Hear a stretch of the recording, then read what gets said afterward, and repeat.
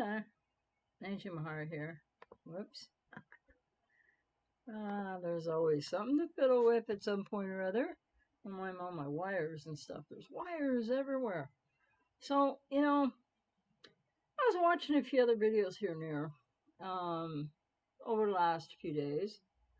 People that I don't normally watch and stuff. It's just really interesting to see. But again, lots of people out there making great points about all kinds of things. But one thing I've noticed is the continued focus on, and yeah, I'm guilty of it too, but the continued focus on the borderline or the narcissist or the psychopath or the dependent personality or whatever label, codependency. Although people with codependency aren't focusing enough on themselves at all, are they? I don't know. Seems to me a lot aren't. And why would that be? Maybe because you never learned how to do that in childhood. There's a time in childhood full of healthy narcissism in a developmental stage where it's really okay to feel really good about yourself, as a kid. And people go through that stage. People get through that stage, not people with BP or NPD. I mean, and psychopaths is totally different. But generally, people with codependency go through that stage. It's not the issue. But then what happens, right? And compromised self and loss of self to degrees in codependency all over the place because so many people with codependency, let's start with this, they have a cluster B parent. I mean, I had two of them. So what am I going to say here? Because I got a few things on my mind, and I don't know if they'll tie together or not.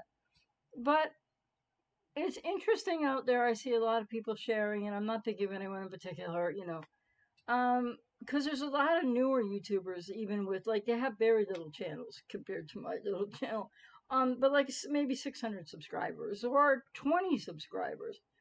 But more and more people who are the ex of a narcissist or ex of a person with BPD getting online to talk about it. I think that's great. If it helps them, if it helps somebody else, information can kind of be really sort of one-sided in that equation. But, a lot of people are on that side.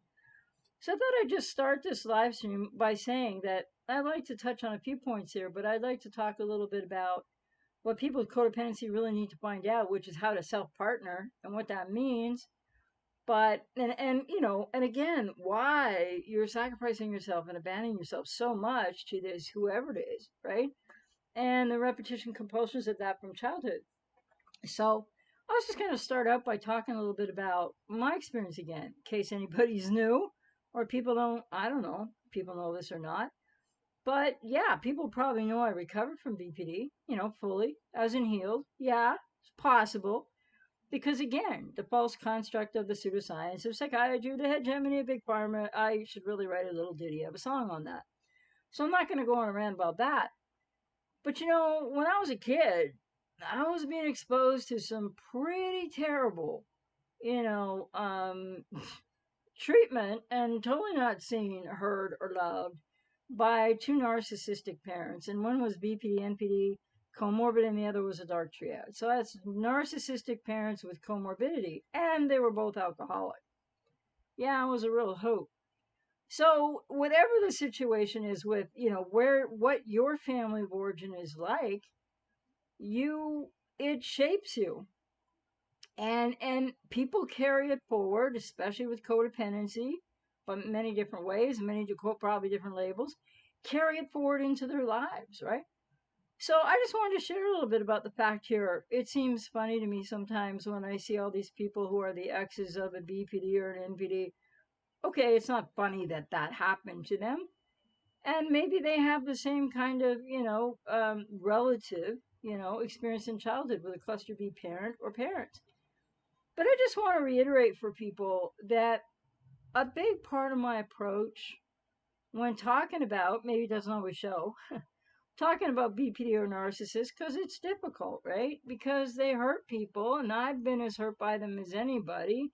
And yeah, I was labeled with BPD, so I had some of those issues, but I don't know if I was ever really full blown BPD, to tell you the truth. But again, revisionist history.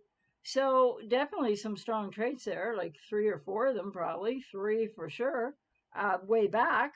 But the thing is, anyway, so, CPTSD and what are we learning and what are we learning specifically in 2020 that nobody knew back in 1975 when I was, well, just prior to, I guess, my 18th birthday, but I was 17. I might be mixing up the math. Point is, so maybe I don't talk about this enough on the channel. Maybe people aren't interested, but we'll see, right? Doesn't matter. That, first of all, I grew up in the family of origin, as do many people, whether they get the proper assessment and diagnosis of BPD or like me, they get labeled, and it kind of fits, but it kind of isn't the whole story. Because I was always very atypical for BPD, but it doesn't mean I didn't go through a lot of that, or some of that, or the adverse childhood response of that for sure, and more, right? Other types of things that happen. But what I'm here to say is, so yeah, I have that background and experience, which gives me that I think it's fairly unique still online, insider perspective to what some things really feel like for these people with BPD. I don't know how narcissists, quote, feel. But I think also germane to this is the fact that I've had, now I'm in a great relationship. It's fabulous, healthy. I've had other healthy relationships. But I had a relationship with a quiet borderline back when I was in my own recovery. And I had a relationship with a quiet borderline who took her life. It's coming up. It's getting close to like that 2-year anniversary, which is going to be difficult. And what that relationship was like, I haven't talked a lot about. And then from 2004 to 2006, I was in a relationship with a person with borderline personality, comorbid narcissistic personality, who was an alcoholic. So what I wanted to say about that was, so when I'm doing videos or talking about this stuff, one thing I think I maybe need to stress a little more, talk about a little more. I don't know if it'll be helpful for people or not, but I've been in your shoes. I've been on both sides of it, okay? BPD, not NPD. But I have had these relationships too. And I come from the family of origin wherein these relationships are laid down fundamentally as, quote, normal. And it's like living in the Twilight Zone. So I think it's really important for me to just keep reminding people about that, because I'm not somebody who's just talking to you like as somebody who's got a university education, as somebody who works with clients, as somebody who's got this, experience of 30 years of working with people and their recovery journeys in all kinds of different ways.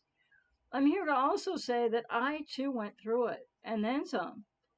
And that relationship, with the person with BPD, NPD who was an alcoholic from 2004 to 2006, when I had a healthy relationship before that, and I had a healthy relationship like sometime after that, not right away, it's like, what happened there, right?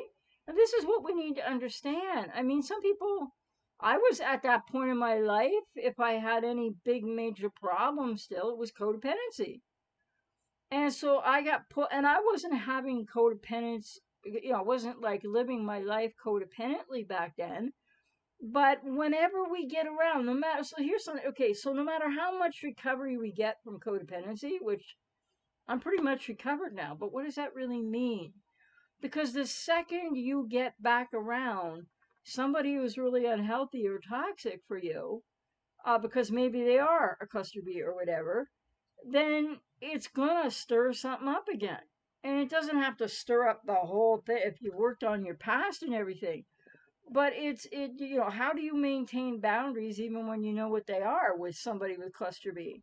Or somebody who's just so self-absorbed and so not getting it, or so not relational, or whatever I could say about that. So one of the things I look at now in retrospect with that relationship, not only was it one where, yeah, I found out I had high functioning Asperger's and I wanted to talk to somebody about it because I didn't know what to do with it at first, and or understand it, or because I wasn't seeking that diagnosis. It was a partner I had some years prior, which was a pretty good relationship, short, weird, funny, but she was the first love of my life after my recovery from BPD, and all the family of origin stuff. And she was probably still is, but a neuropsychologist. And she told me this, and I'm like, what? Like, so long story short, I end up being a ping pong ball between the pervasive developmental community that deals with autism or autism spectrum or what used to be called Asperger's. That I'm not going to call it what the DSM calls it because that's just dehumanizing, and that's something else I want to touch on here again because it's not touched on enough and it can't be talked about enough. But so I was trying to just get somebody to help me understand this. I was looking online, but all that online said back then, because it was about 22 and a half years ago, or almost 23 years ago, because I'm going to be 63 next month, and I was, no, the month after, don't rush it. And I was 40 or so at the time. And it was like, so I go to the pervasive developmental community where they have assessment centers, etc. And they're like, no, you're too high functioning. We only deal with people that need all this kind of help to get through the day. And then, okay. So they said, you have a mental health history, don't you? Which, yeah, of course, I have that. The charts are wherever they are. And they said, you should go back and talk to them. But see, at that time, unlike today, where there's more clinicians who understand kind of a bit more about both and what's going on and etc. So, anyways, the way I meet this BPD, NPD alcoholic is I'm in her office and she's a social worker. And I'm there to talk about Asperger's with somebody who probably didn't have a clue about it anyway. But here's the thing I just want to say for this. I walk into her office, right, in good faith, looking for help around how to understand what does this mean for my life. Because not only was I 40, around there, but it sent me cascading through years prior of like, wait a minute, when this happened and that happened and that happened, could it have been this? Could it have been that? Could it have had something to do with not that I was trying to blame myself as a child, because no child is ever responsible for when a family of origin is just crazy. So the bottom line was I walk in that door in good faith looking for help, right? And I didn't know it then, but I was also the editor, publisher, and owner of a magazine for the LGBT community in southwestern Ontario primarily, but Ontario. It also got down to New York. It got out west in Canada and a few other places in the States. It wasn't like a major magazine, but it did well. So people knew who I was. That's all I'm saying, right? They knew me to see me or they knew my name. And I've been involved in a lot of things in communities where I live and on TV and writing op-ed pieces and papers. And so that's something that I guess along with whatever YouTube and I'm not saying, hey, me, whatever. No, I'm not famous. I'm none of that. I don't want to be. But people knew me to see me, and people would often, want to talk to me and stuff because often they wanted to get an article in the magazine, or I used to get approached by a lot of young gay men who wanted their pictures in there and stuff. Point is, I would meet all these people, and that was great. But it was not like they were my friends necessarily. Made friends with some people, but point is, so I go to the social worker's office, and I don't know it then, but everything goes sideways and nothing is making any sense to me because essentially from the time I walked in the door, and I don't think myself all that or anything, but she was coming on to me and I didn't know what was going on. And I'm there to talk about one thing, and next thing you know, yeah, pretty good manipulator, but I guess, I don't, well, in that situation, I don't really have a lot of responsibility because she blew it all, but whatever. I take my own personal responsibility. And so I'm trying to talk about, hey, I just found out I got high functioning Asperger's and what I'm feeling like. It was difficult to understand and to, in a way, I had to sort of take a look at myself again and go, what does this mean about who I am? And, think big questions, which we all need to be working on at different times in our life. And I would find out later that she had piles of my magazine under the front seat of her car. And she knew who I was from the moment I walked in her doorway, into her office and sat down. And from that moment, it was weird. So it was from her office in what is like, this is one of the biggest sins any professional can commit, right? Is to develop, well, firstly, groom, manipulate, but develop a sexual relationship with your client. So that's what happened, and that's how that began. So I was wildly blindsided, right? Because in the office, and I think we can all see this is part, can we fall prey to stuff? because we're never perfect. So I still haven't made sense out of all this, by the way, but like I've healed and recovered from it. I learned a ton from it. So that's the most important thing. One more thing I should go back and turn over. But anyway, I don't want to digress. So the point is, I see a lot of weird behavior from her, and one thing leads to another. And I only saw her in her office like once in September of 2003, and then once in, I don't even know if I went in October, maybe once in October. I think I missed a couple appointments in November because I didn't know what was going on, didn't feel comfortable, didn't feel right, wasn't helpful. So then there was a phone call that we had, like a session phone call. And she was doing some test or something, and I'd filled it out. And I asked her about the results. And she said, well, I don't know, and I'm busy, and all these sort of like haughty things that were just all about her all of a sudden in a counseling session where I'm her client, And she says, so I don't know what I said back, something like, well, it's been quite a while. I just thought you might, I don't know how long it had been. It's been a while. And she said, oh, well, maybe if like you're in a hurry for something, then you don't really need to talk to me, do you? Threatening abandonment. Not that I was like big into that, didn't matter. But I was like, that's weird from a social worker, just kind of. And so, like, it was like right there. There was a lot of red flags. But the point is, so then I would see her again, and I was only in that office maybe 5 times, okay? I don't remember. And then I would see her again in December, maybe twice. And the last time was days before Christmas of 2003. So at the end of that, and nothing was about what I wanted to talk about. It was her, essentially, as I kind of thought but wasn't sure, flirting with me.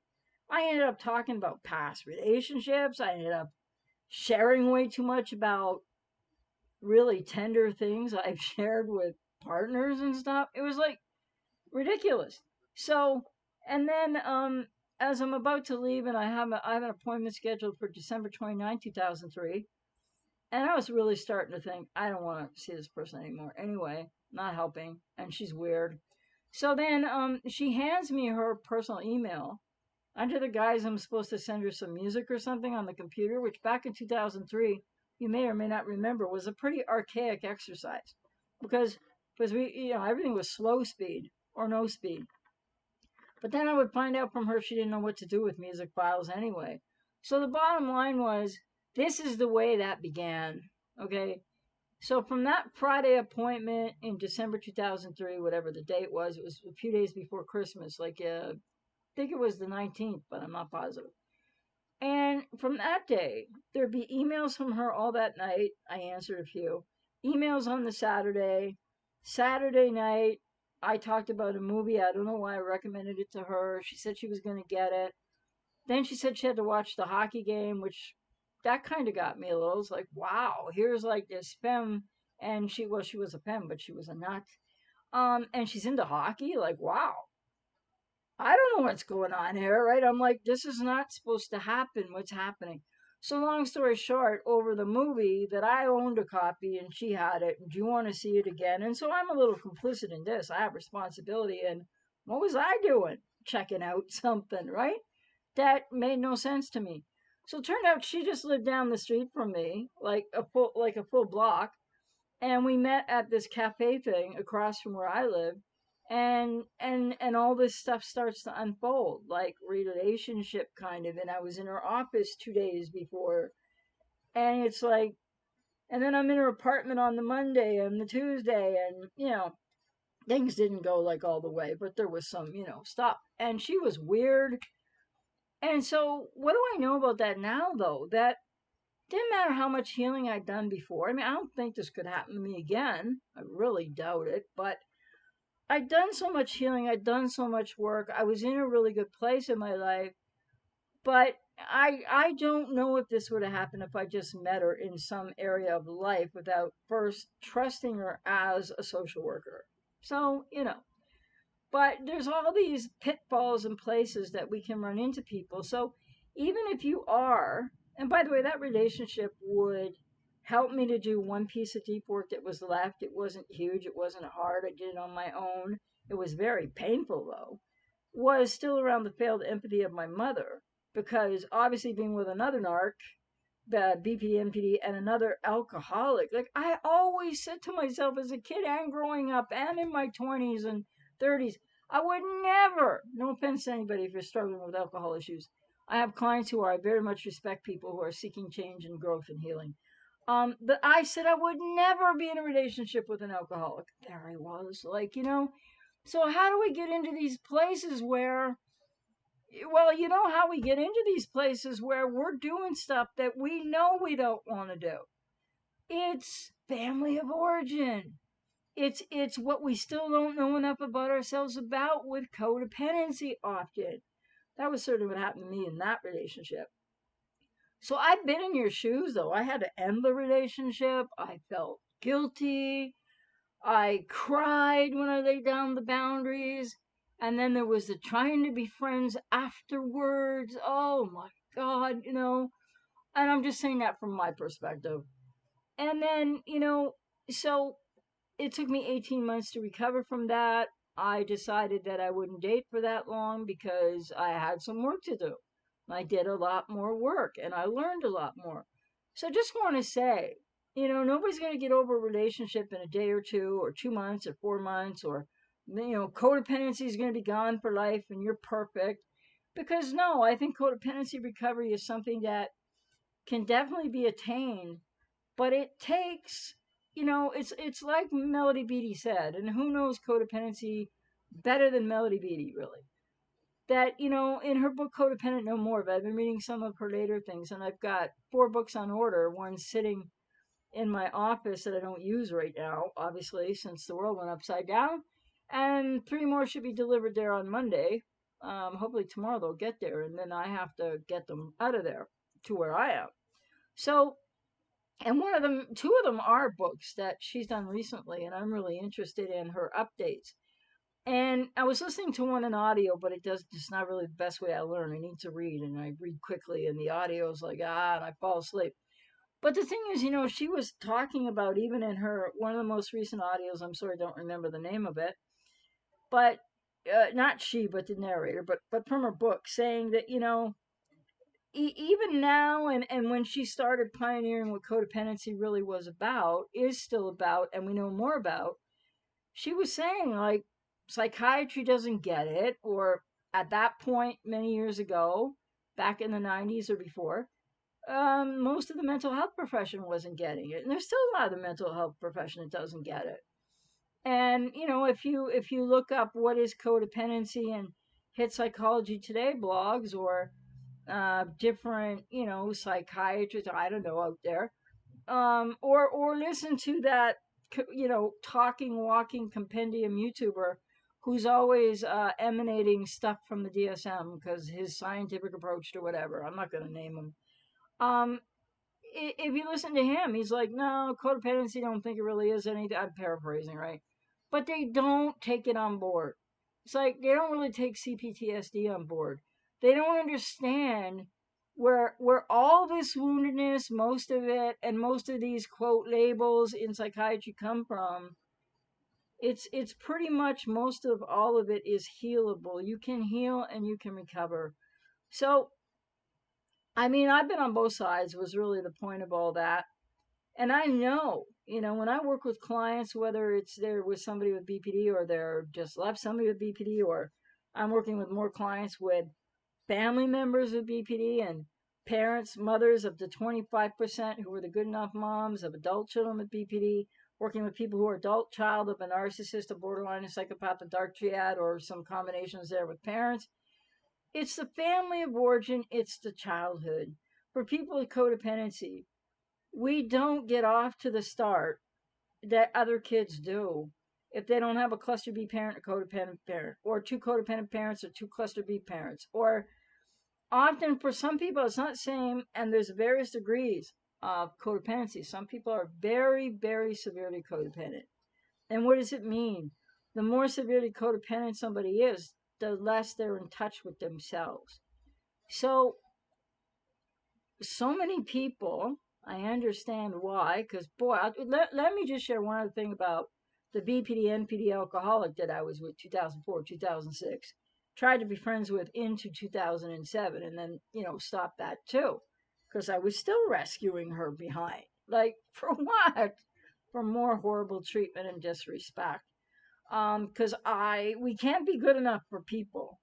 And some people with codependency, people can't even be good enough for you because you need to do the inner child work of parenting your wounded inner child because there's something lacking in the parenting often when people have codependency, like various degrees of things. So the point here is, what's really the solution to all of this? Well, there's no one easy, one size fits all way to get here or to get there, or to continue your journey. Because is there a there, or is it more like John Kabat-Zinn says, everywhere you go, there you are, you know, and what's that about? But I think it's important to realize that it's about self partnering.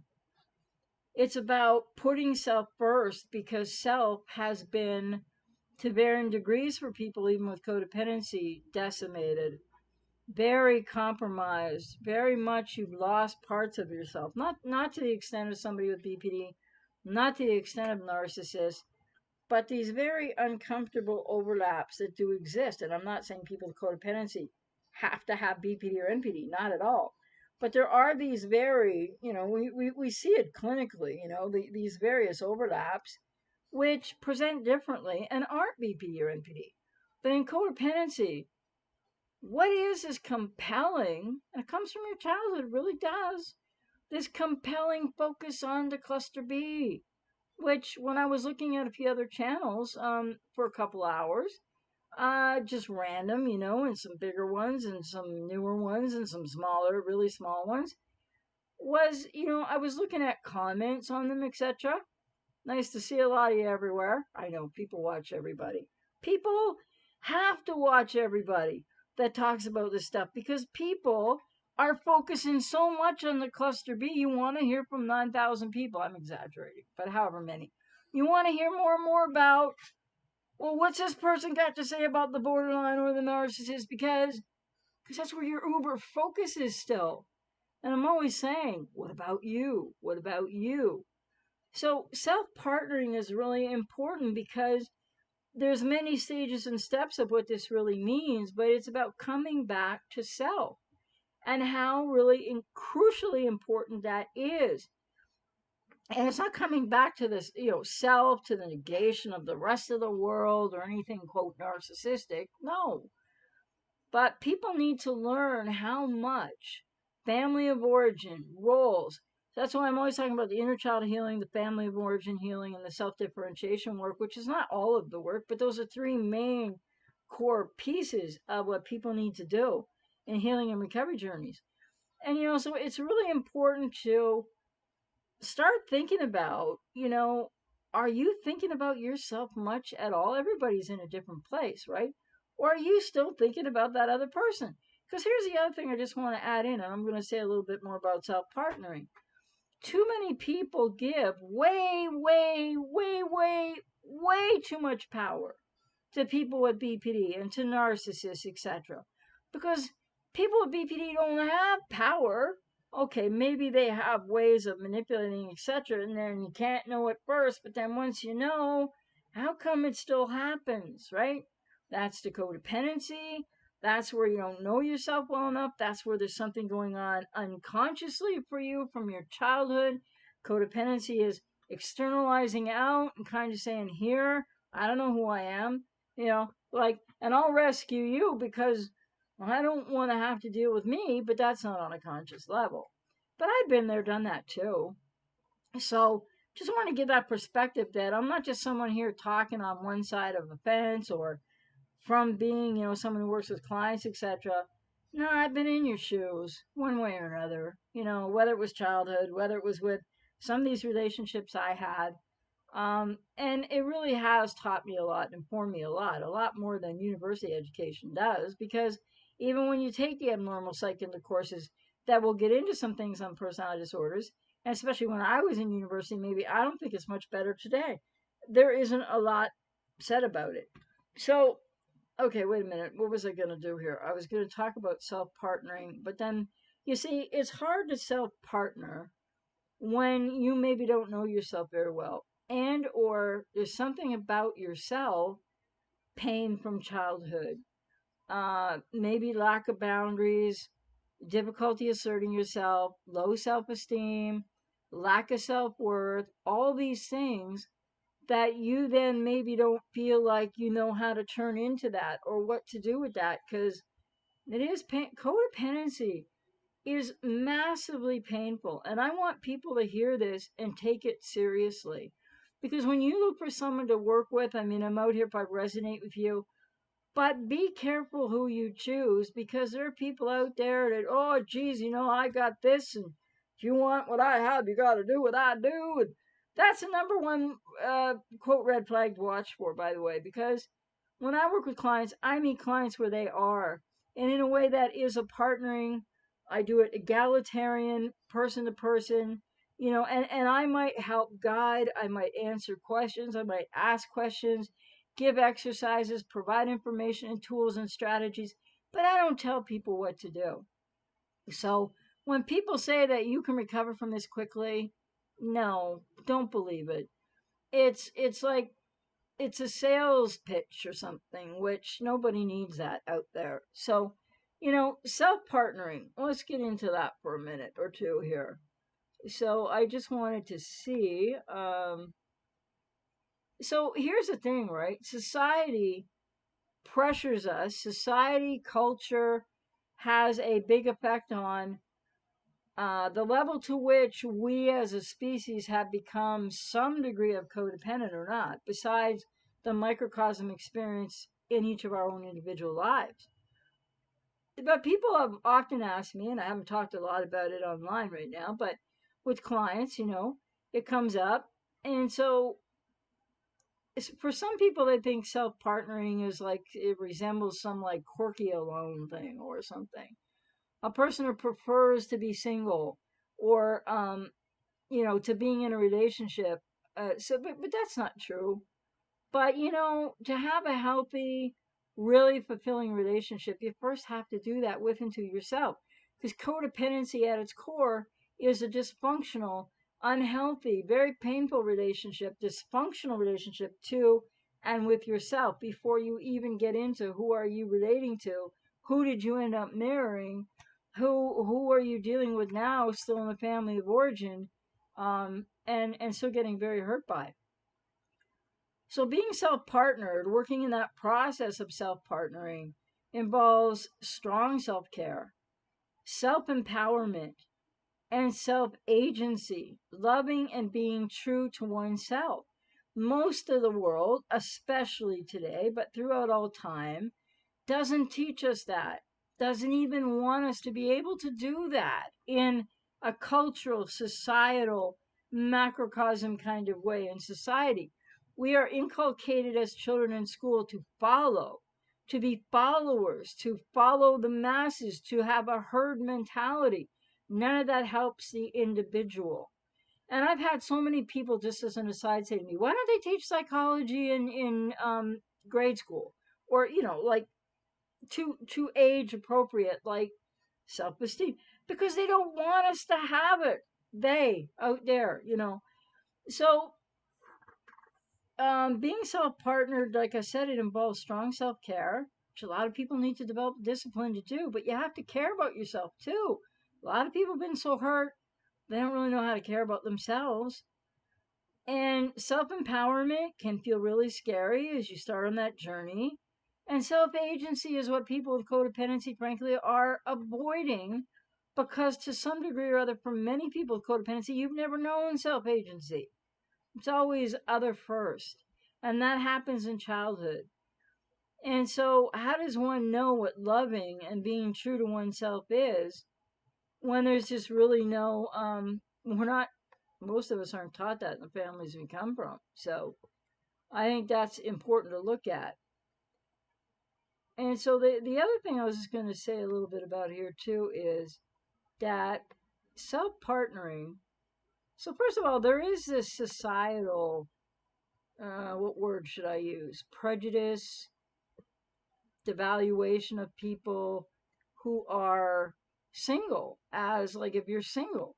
no matter what age you are. Something wrong with you. And, I don't know about you guys, like not in this world now, but I mean, years ago and in between relationships, I haven't always been in relationships. I'm fine if I'm in one, I'm fine if I'm not. Like the relationship I'm in right now, what a blessing, what an unexpected gift, because I was going to be fine if I wasn't in it. I wasn't looking, etc. So, but have you ever gone to a movie by yourself? Have you ever gone to a restaurant and had yourself a lovely dinner by yourself? I've done those things. And I've also been quite aware of a lot of people in the restaurant, or maybe not so much in the movie, but maybe people around me in the movie. They keep looking at you like, are you waiting for somebody? Is that person that was with you in the bathroom? You must be with somebody, right? And but that's other people's insecurity. And again, what other people think is none of our business. But till people really learn that and grow, it's really hard to get a hold of that.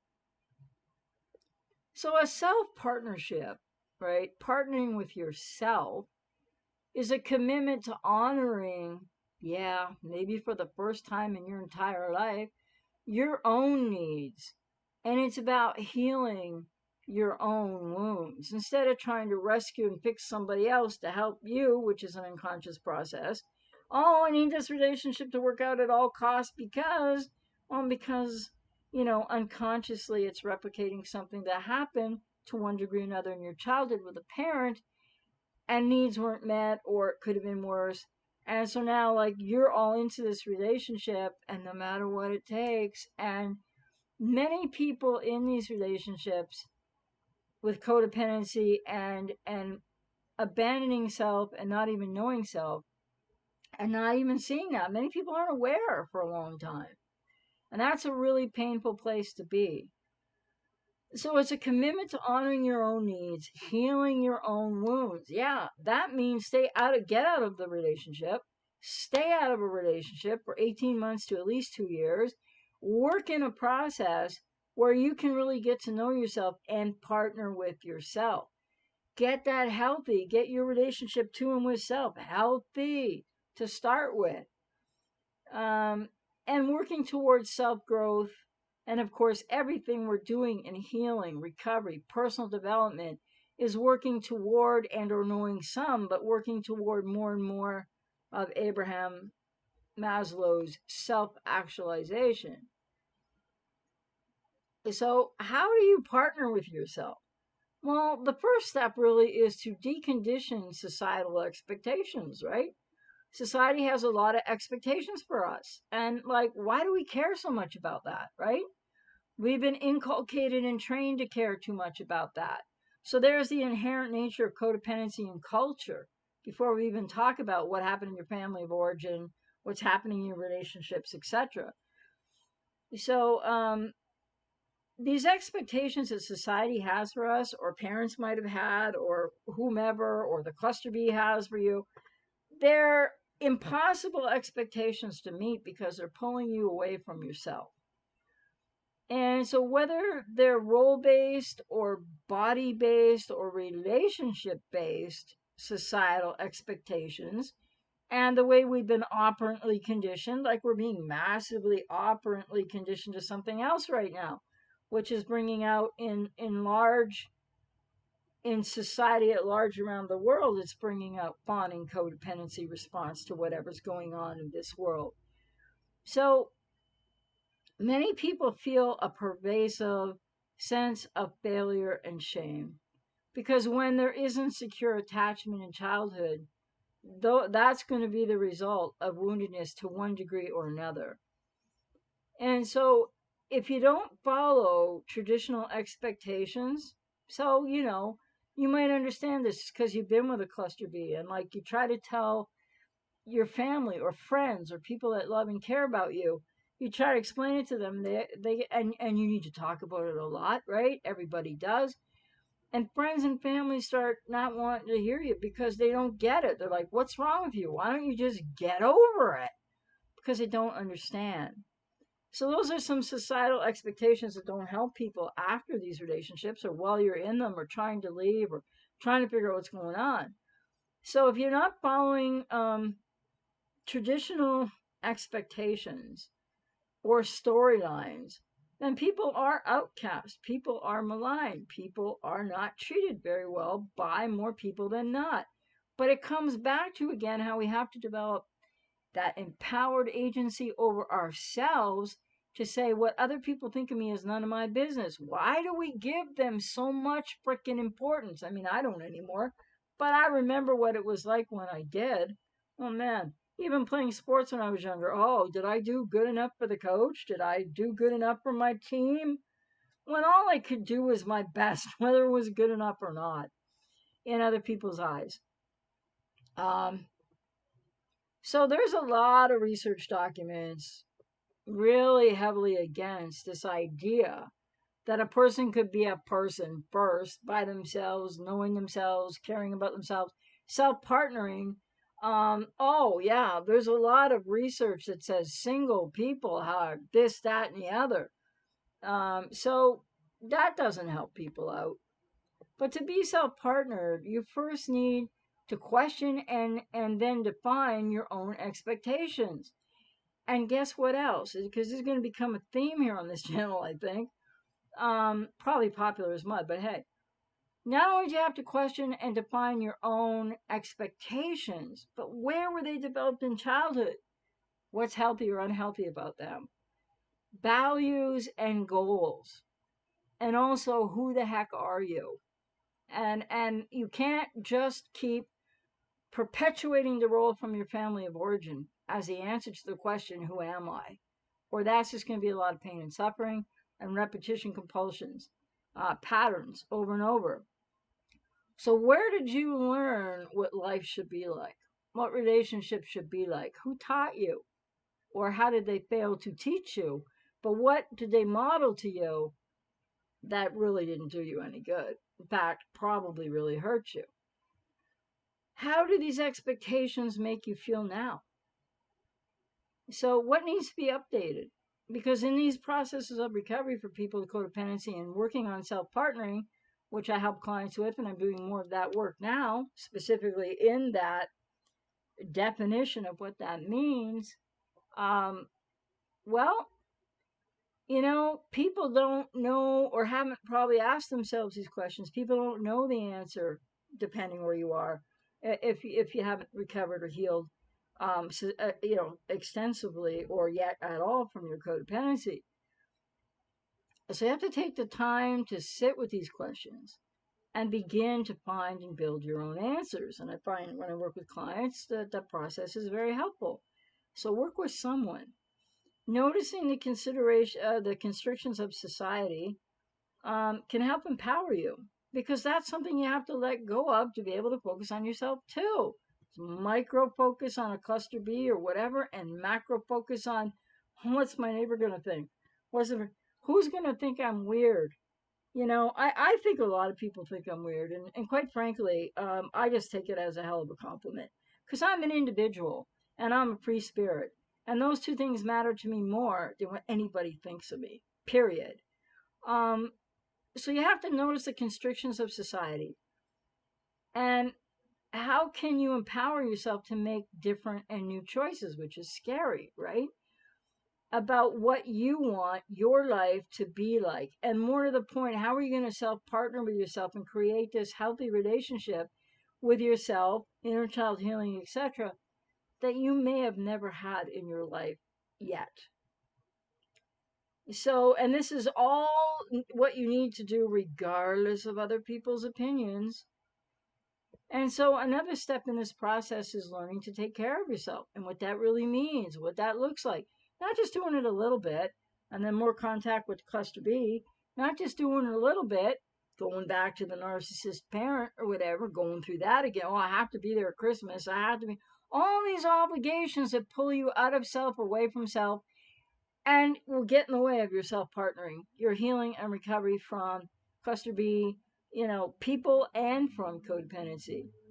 So this is most base strategies take care of yourself. And a lot of people find it really hard to do. And the reason is because unconsciously you haven't learned how to value you enough. So sometimes, yeah, it's the hardest thing. Do you get enough sleep? Do you move your body regularly? Do you eat food that is reasonably okay for you or makes you feel good? Do you slow down and rest when you need to? Do you think of yourself at all? Do you think of yourself first once in a while? Do you have a relationship with yourself at all right now? Um, Many people think it's selfish to consider their own needs, especially people with codependency who've been trained and inculcated from childhood and beyond to just give, because you're worried about what people are going to think if you don't. And that goes to that comment many people have made on the channel. I'm not aiming this at any one commenter. I wouldn't be being me if I don't for them. No, you know what that really decode that. What it really means is I don't know who I am. I'm abandoning myself and I'm not being me because I'm going to give to this person.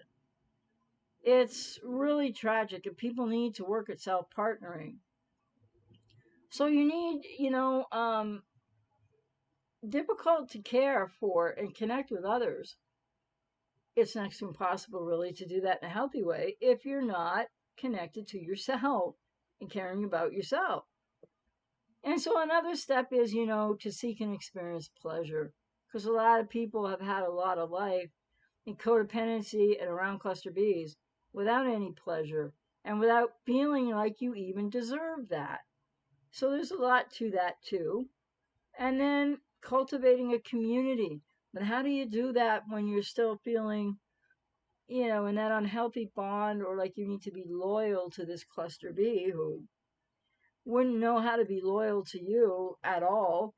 So cultivating a community, right? As you get into a process of healing and recovery, as you start to find out who you really are, and this is painful work for people, but it's so rewarding, then you're going to be able to foster a community. And yes, often in these recovery journeys and in learning to self partner, you're going to find there are some people that you've known for a long time in your life, family, friends, in laws, acquaintances, friends of friends, people you worked with. They're going to have to fall away because you're going to identify there's a lot more of them that are toxic than healthy. The other thing too here, there's two other steps. Well, there's many other steps, but two other steps I'm going to cover here really quickly. One is you need to face your fears. Codependency is a really fear-based situation in people's lives. So, there's difficult emotions, there's loneliness, there's sadness, there's a shame wound, there's an abandonment wound to some degree or other, and so much loss, but no more loss than the loss of oneself to one degree or another. So these uncomfortable feelings, yeah, they can be about shame, they can be about anger, they can be about just about anything within the landscape of your emotions. And they're common human emotions, but they will be a little more intense. We all feel them from time to time, but people with codependency might not feel them for years. And so they become problematic when they overwhelm you in a self partnering healing recovery journey from codependency, or scare you, and then you repress them again. And then what do people do? Well, they could go to addictions or distractions, or hey, the cluster B, which represents both for lots of people with codependency. So emotions are really powerful messengers, but if you're codependent and you still can't be really unenmeshed, really detached from, if you have to be low contact in a situation with somebody with BPD or NPD, or if you can't go no contact, well, that's what you're still choosing not to do because you feel like it's impossible. Again, it's fear of facing yourself. There's a lot of fear there. There's a lot of emotions that await you. And they can be, that's why I recommend everybody works with somebody in their healing and recovery journeys. And so, what we do as professionals is help people facilitate this process, and especially the inner child healing work and other aspects of the process. Because it isn't a one task or just one skill that needs to be learned. There's tools, techniques, life skills, things that people didn't learn in childhood. So, all of this can be painful and daunting to face and look into and lean into, and let go of the obsession and the focus and the fixation on the cluster B or whomever, or how many of them there are in your life or family, etc. But it's going to be the most rewarding thing you ever do for yourself. But it isn't going to be easy. It'll be life changing, really, and so empowering. So you need to ask yourself, what am I most afraid of? Why? How can I consider this, situation or whatever as a messenger to how you need to know yourself better and self partner, instead of like this curse of like all this pain and I can't go there. People are afraid to go there. And who can support you in your journey and give you acknowledgement, help you to process, give you or give you compassion to help you grow self-compassion, help you to work on the internalized inner critic narrative that are the injunctions taken on from parents, be they codependent, be they just intermittently available or emotionally unavailable, or be they cluster B. And the other thing besides facing your fears is feelings.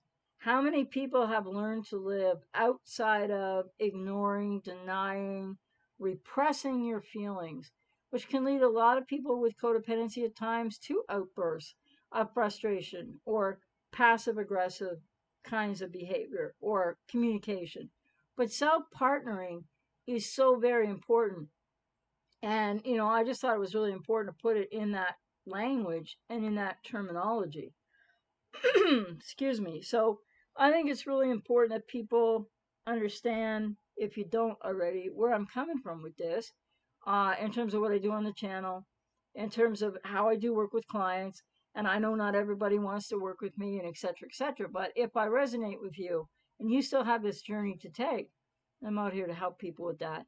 It's so, so very important. And just, with sharing that I too have been in your shoes in one way or another. That doesn't make us exactly the same. We're all individuals. So I just have to see here if I can look at some comments now. I wonder if there's any questions. Um, and something I always forget to do that I should just do in the middle of these things, push a few buttons, things of that nature. And the other thing too is, when you don't know yet how to self partner, when you are focusing on that other person, you know, where is that inner child in you? They're in a lot of pain. They're in a world of hurt. That's really, if there's a person on the earth you need to rescue, it's the inner child within you. It's not some cluster B who's never going to get it. And even if they do go to therapy, etc., hey, it's not going to be in time to save relationships. Look at the joy of this little boy. Or how about this? If you're a woman, and what about your inner child? What about a moment like this? Whether you ever had one, or whether you could just imagine, this really wounded little inner part of you needs, look at the puppy and her smiling together. Isn't that precious? There's so much more you need to know about yourself. So very much more. And so I think self partnering is a big part of the other things I've mentioned that are part of the process. But I don't really get to talk about the whole process because I can't do that here. I have to do that work with people one on one. And so, hi to everybody, by the way. Um,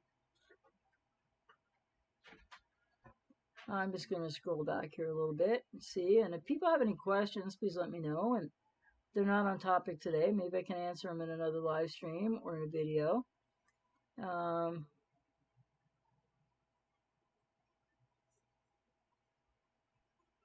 well, somebody asked if I would describe codependency in those with cluster B. I think I'll leave that for another day because this is supposed to be about people with codependency.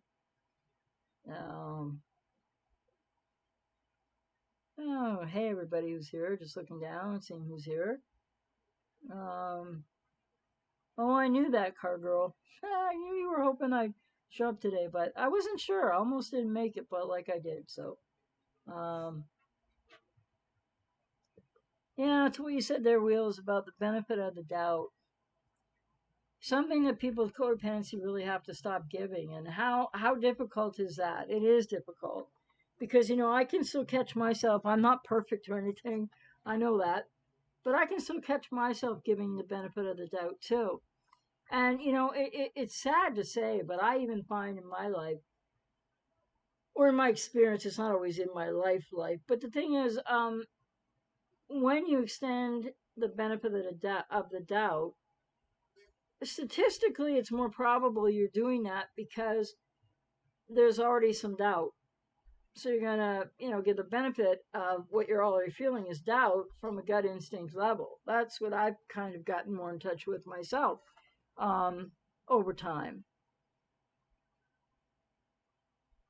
Yeah, well, in childhood, we really are trained to follow the rules and not to trust ourselves because, and depending what parents are like, I mean, when they're cluster B, it's even worse. But sometimes they're codependent too, or they're with a cluster B, or this intergenerational passing on of somebody who grew up with a narcissistic parent, and then, or maybe an alcoholic parent, and the way that your parent doesn't have to be an alcoholic to be, quote, the dry drunk, which means that they have a lot of issues from somebody who was an active drinker, like to excess, and what alcoholism is about, which we know doesn't, I'm not here to beat up on people with those issues because they go with the adverse childhood experience as well. It used to be that people used to just think nobody could understand why people were into the escapism of alcohol or drugs or other things, which codependents are into the escapism of relationships with people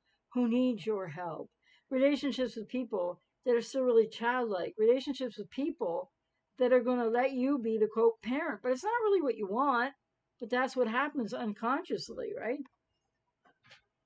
And no, it's nice to see you here, Johan. And you said, "I love you." Yes, love yourself and be true to yourself. Those are two very important parts of recovery. And well, you didn't say recovery, but yes, and self agency, definitely. And I think a lot of people with codependency, wherever they are, they might be really afraid of self agency. Because when we actually take full responsibility for ourselves, doesn't mean the cluster B hasn't done a lot of things, but when you stop focusing on those things as that happened, they did this to me, this to me, this to me, and you start looking at, well, wait a minute, okay, so I didn't know in the beginning. And like I said in another video, when you know better, it's time to do better. Otherwise, you're colluding, unconsciously maybe, but otherwise, you're allowing them to do to you what they're still doing to you, which doesn't mean it's not their responsibility. But then people with codependency have responsibility in there too, to self partner, to take care of yourself, to know that all the taking care of them in the world isn't going to substitute for them learning how to do it for themselves. And then, that's the other aspect of this too, codependency and the guilt. Oh, the guilt should you choose yourself. Well, that's something. That's a negative core belief from childhood. But it is astoundingly difficult for people to deal with that, among many other things in these processes. Um, Well, yeah, I can understand that, Cargill, that with your parents and the way they were very much conformist to society. It's interesting. I don't want to go too far off topic here, but I know that, what was I looking at yesterday? I was talking about this with my partner. We were looking at it together. What was it? I can't remember now. Oh, yeah. I don't remember where we were on, we had the TV on in the living room. Um, normal thing to do, right? I just don't do it on my own because who needs to? But we had the TV on. We're looking at something on YouTube, I think. And I don't remember what it was in the world, really. I seriously don't. And it wasn't like in the cluster B or Nars, that area. Oh, no, it was something that I don't remember the genesis of it. But anyway, well, no, I think it was Reddit even. But anyways, when we found this thing, whatever it was, and or she'd seen it before and she wanted to talk to me about it. And then a couple of friends came over and we were all talking about it. And it was just mind blowing. And then two people got in an argument. Actually, my partner got in an argument with a friend of ours, and I'm like, I'm not getting into this at all. So, because I don't think people need to argue. That's where I'm coming from. But so what it was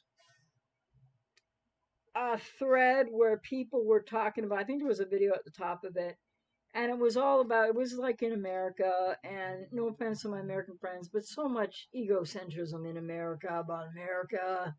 Um, It's enough to choke a horse sometimes. But anyway, it's not every American, right? But they were talking about, some people still think Trump's going to be the rescuer, and I don't want to go too far afield here.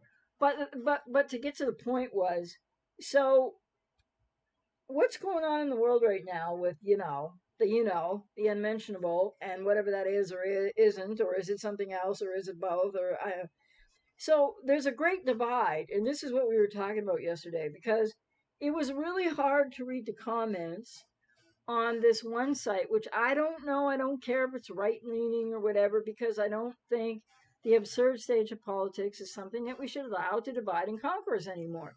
However, it was hard to read comment after comment. We had them on big TV and we were looking at them, and it was like my partner and I first, before the friends came over and all these arguments started, that I didn't, I just stayed out of. But it was all the other side that believes mainstream media. Like, totally whatever's said on the news, what's happening in the world, for real, that's it. And I don't believe that. But then you can watch some YouTubers and you can hear some crazy things. And I'm like, well, that doesn't make much more sense than the other side. So I'm kind of like, as usual, sitting in the middle going, I don't know, but something's really wrong here. And it's not just this, and it could be that. So it was kind of like watching that divide, where all the mainstream media believers of what's going on in the world right now were calling everybody else conspiracy theorists and idiots. And then there's all the people that are, I believe, truth seekers and asking a lot of important questions. We need to develop, some people still need to develop their critical thinking skills, but that's really important in recovery and elsewise in life. So I'm a real critical thinker. And I was looking at, well, so these people are saying all those people are crazy, and all those people are saying all these people are crazy, and it's like it happens with cluster bees too. So the divide and conquer, guess what? Doesn't serve anybody but who's ever after or in filling the power vacuum, or going to treat you like crap. And then I couldn't believe, I'll get off the topic, but I couldn't believe when my partner got an argument with a friend, and the friend started it and everything, but it was really hard. And then after that, when the friends left, my partner looked at me for a minute. I'm like, oh no, come on, because she was looking at me like, you didn't have my back, and I'm like, it's not that. So we talked about that, though. We worked that out, because it was an awkward position to be in. So, because I see both sides, I don't see both sides to the nines that both sides see both sides, but I see value in looking at both sides and not getting super ensconced in one side or the other. So, and I think that's what people need to learn to start to do. But you have to face your feelings first, and then build up all these skills like emotional intelligence, resiliency, critical thinking. What is your personal philosophy? What are your core values? What are your beliefs? Because people may have some, but the wounded inner child, the inner critic, the injunctions of parents, whether they meant well or not, the injunctions, the things, that the unwritten family rules that people are still living their lives by today often. That's why when I work with clients, part of it is family of origin healing. Hey there, C Forest. You said I don't really identify with codependency, but well aware of people who do. Learning better boundaries was important, though, as I have a tendency to mediate.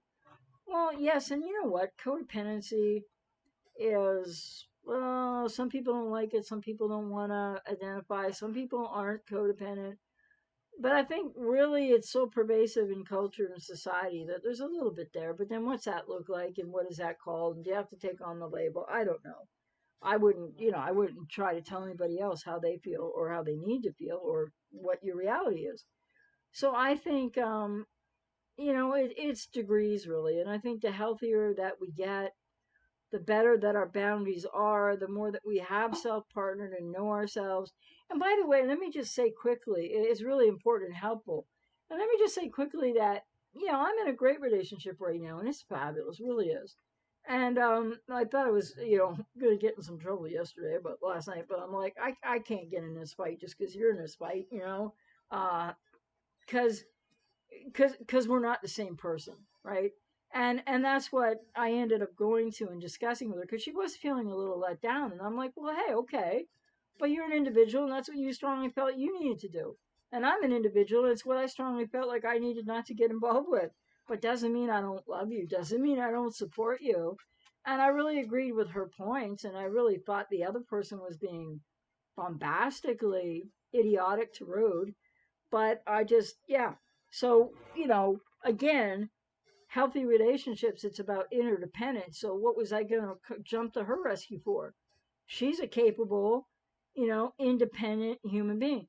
But the point is, as I feel I am, but the thing is, anyway, so self partnering in healthy relationships, you're still self partnering.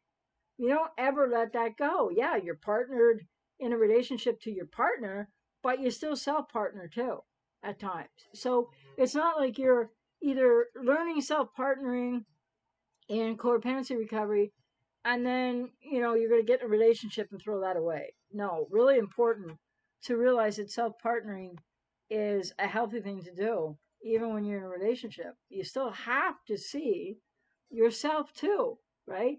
But of course, in a healthy relationship, like when my partner was really upset for a few minutes there last night, she wasn't upset in an unhealthy way. It was like she still saw me. She still appreciated that there's a difference between she and I, right? So I thought that was pretty cool. Um, well, yeah, Cargill, we have to differentiate from family, and involves inner child healing. And even in a family where it hasn't been that conflictual or that difficult, that kind of like hostility and whatnot, sometimes the collusion is even thicker in a family where everything seems fine and everybody gets along and children are overprotected. And then in that way, you don't get a chance to grow and you don't develop certain competencies because they're all over you. But it can feel so, quote, safe or so loving as opposed to what is, either 1 minute one presentation, 1 minute the next, or just highly conflictual and very like not pleasant and then some. Let me see here.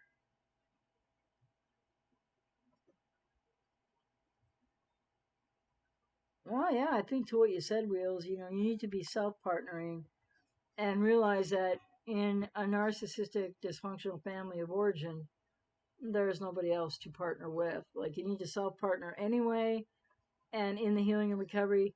But then there's that inevitable grief, and it's difficult to go through because I went through it like 30 plus years ago when you have to walk away from an entirely dysfunctional family of origin. And when you do that, by the way, they'll always say it's you. Because what was I in my family of origin? Patient zero. I was the symptom carrier. I was the one who showed, hey, this is crazy over here. But nobody in the family of origin and the neighbors weren't having any of it. I'm not saying I was always acting crazy or anything, but I certainly didn't agree with 99% of everything they said to me for like, ever. And still wouldn't to this day, but we're no contact. So it's a big loss and you have to grieve it and you have to be with it. I just hope you get out of there to get it done so you can do it for yourself. But, and then there's situations where people have to stay low contact, whether it's a family member, a parent, or the adult child with BPD or NPD. But it's really important to be emotionally detached and have strong boundaries and be self partnering. And Johan, I have now it's a housefly from oh, the air conditioner's still in because it's not on right now, but I have a fan going low at my feet because the heat in here. Do you know right now, like the humidity? Sorry, I digress. It's 80 or 85 degrees of humidity here, and they got the heat pouring out. It's like I'd like to find those old people in here that need that much heat. I'm just kidding, but seriously, they need to go live in a furnace or something. I don't mean them any harm. I'm just saying. So Johan said healing codependency is difficult. First, to dig up enough from the past, this is true, to realize how much codependent I am, you're saying. I think there's two houseflies in here now. Then, how to identify flaws in thinking that has been taken as true since childhood. Yes, that really is how formidable the task is, but and it can be scary and it can be difficult and it is very painful, but it is also so rewarding and healing. So it's quite a paradoxical journey, right? There's no dichotomy or binary black and white to it. And often people who've been really hurt in childhood have codependency and then go on to get hurt by cluster B in adult life too. It's like so much of those relationships are so dichotomous and so binary, it's hard to step out of that whole paradigm. But it is the healthy way forward.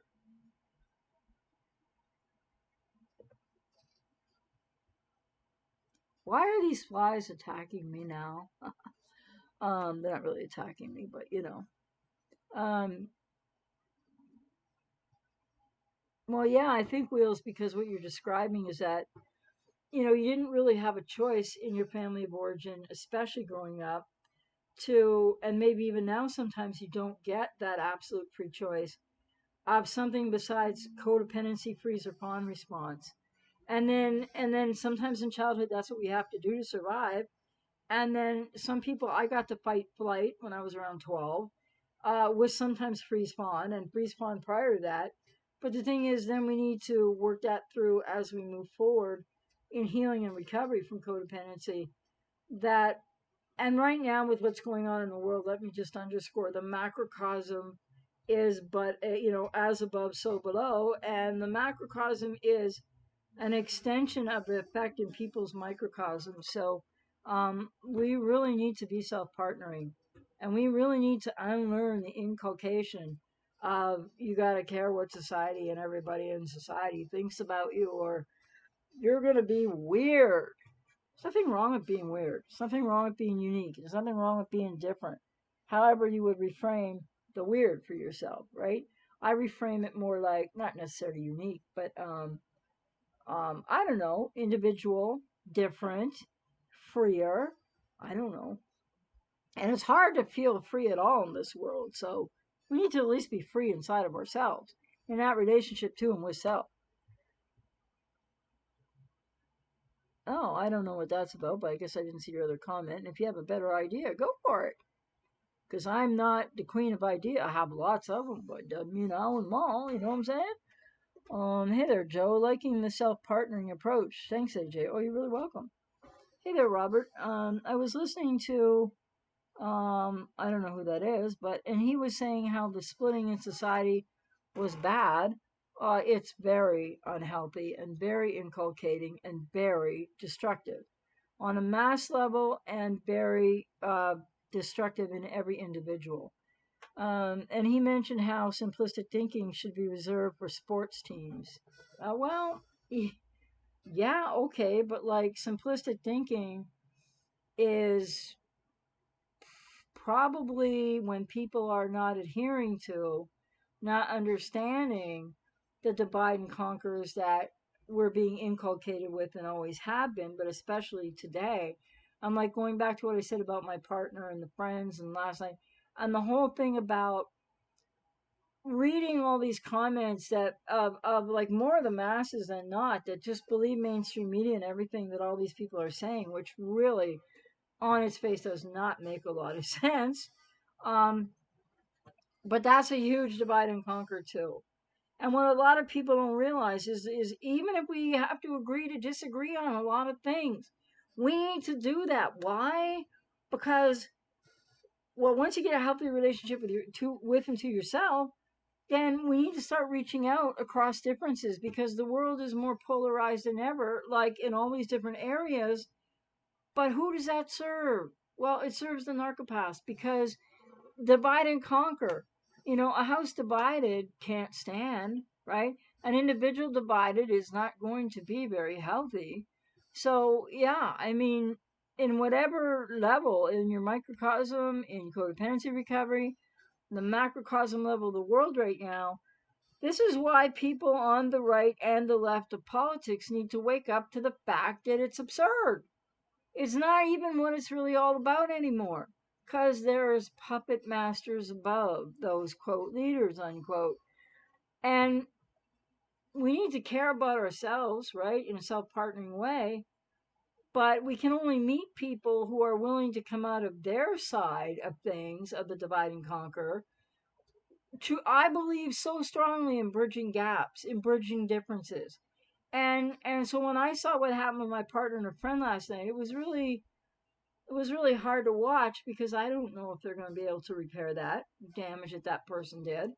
Because she really, yeah, it was bad, And at one point, like I asked her to leave, is how bad it got. But the thing is, so and it's like whenever we do that, or someone I don't, but if somebody does that, why do people think they have to be so flippin' right, or that there's always right versus wrong, right versus left, when really we're living here on this planet and we are more alike than not. We need to bridge these gaps. We need to learn again.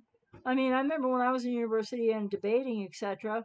It was I love academic debates because it's where you have rules of engagement and you agree to disagree and you know that you're going to be having two opposing sides of an argument in the debate sense of an argument, but there's going to be limits and checks and boundaries, and it's not going to get personal. And we need to learn how. I don't know about the majority of humanity if they're going to be able to learn that because they're in such entrenched positions. But we need to bridge gaps. That's what we need to do. Because you know what? Believe it or not, we're all in this together.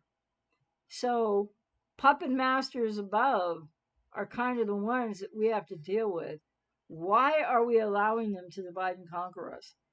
I mean, there's divide and conquer every time you turn your head around in this world, and it's what we have to overcome. And first, as individuals, and then secondly, blowing out to hopefully as many people as possible. Um, well, I'm glad it's getting easier, Joe. Hey there, Shadow Moses. Um, well, it's true. It's important to gain balance, all types of different balance, especially for mental health, wellness, and healing recovery journeys. But the fear of the absurd of politics as well, and everything in between. Um, well, that's an unfortunate viewpoint, in my humble opinion. Franny be Cranny, that basically you remain who you are. Well, that's your choice. If people choose that, that'll be true. If you choose something else, and it doesn't have to be true. Um, Actually, I don't know. It's probably more a muddied line now between harmful speech and free speech, but then we have PC like correctness and identity politics, and it's cultural Marxism, and it's not going to serve any of us. So but we have to be respectful. But I don't know. It's kind of a mess, isn't it?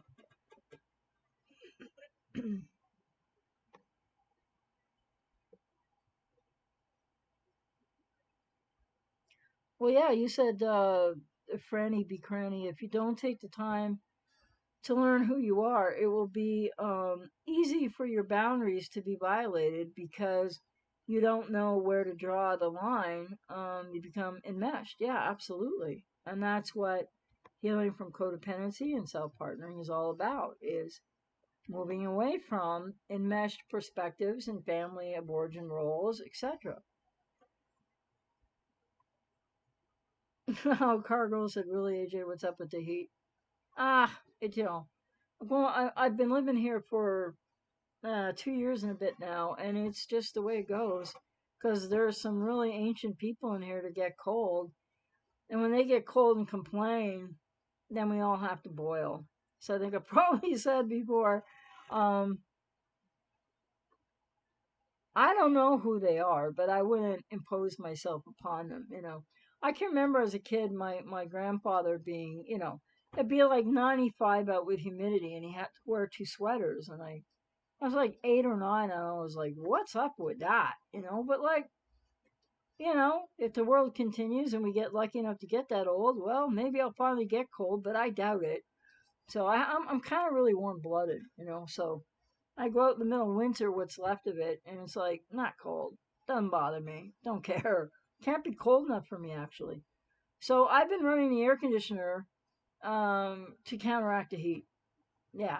So until probably the end of October, like it's not going to get cold enough out there to blow wind in here that's going to help with this friggin' heat. And of course, what was my biggest mistake moving in this place? Two things really that to this day, who would have imagined there were no garbage chutes? Okay? That's one thing. And the other thing is, like so many times places I've lived, because you can't always find everything, right? But yeah, I prefer to find a place where I can control the heat. So when the last place I lived with the narc landlords and the narc goof downstairs, they turned off my heat, and I'm like loving it. Yeah, but they didn't know that. So if they knew I was loving it, they would have cranked it up. Anyway, people are weird sometimes, aren't they? Um,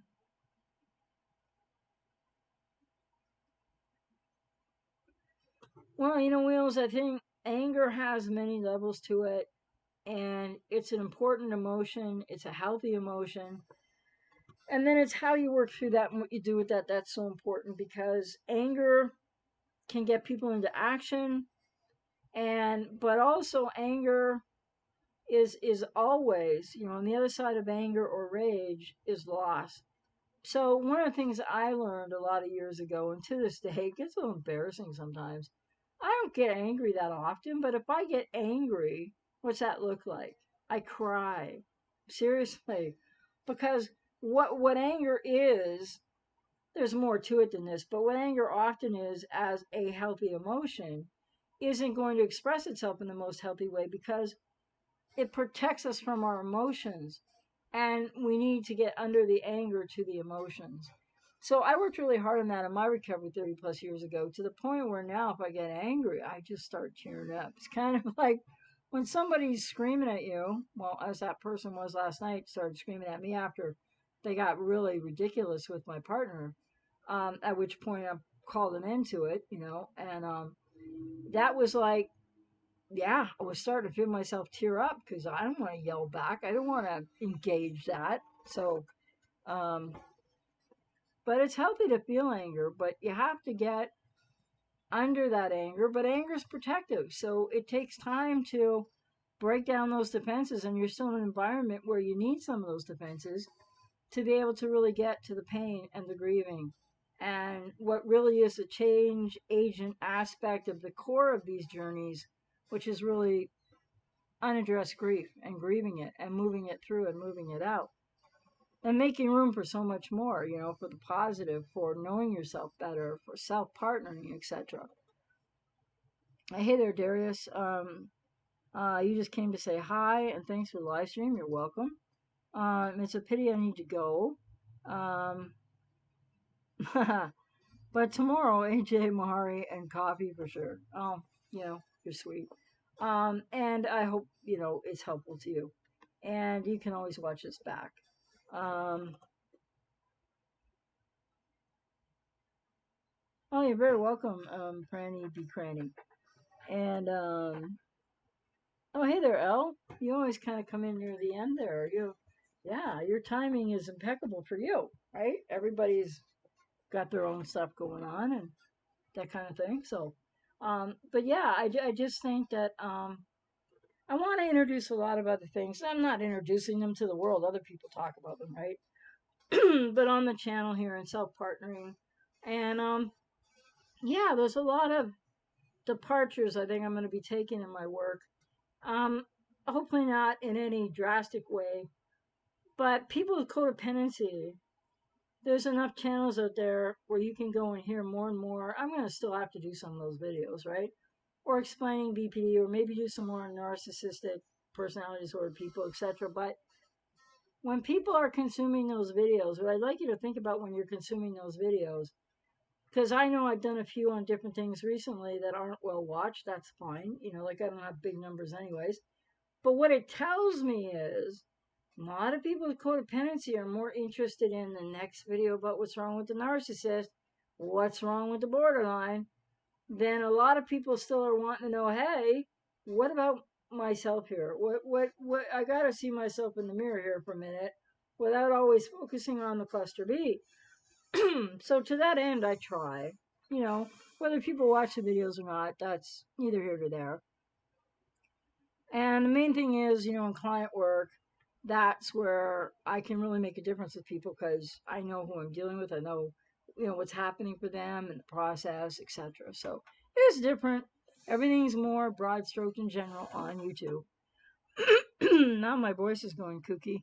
Um, sorry about that. Johan said anger is energy. Yes, it definitely is. But it's energy that can be channeled, you know, can be not channeled or can be channeled in a self destructive way or a harmful way or in a more positive, healing, getting into action to get to the feelings that anger is helping to protect, which is important at times. But then in healing and recovery, it's important to break through the anger to those feelings. Um, Well, yeah, I mean, bottling up anger isn't healthy for anybody, and it doesn't always have to do that to people, but if you don't feel your feelings, it will. It will, in one way or another. Um,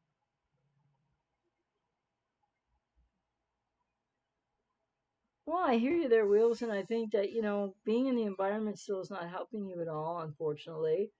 But with what you just last said there, I hear you. You're doing a terrific amount of work on the codependency recovery and the narcissistic dysfunctional family of origin recovery, but you still, and you have to probably, you're still kind of like the focus is still going to her a lot.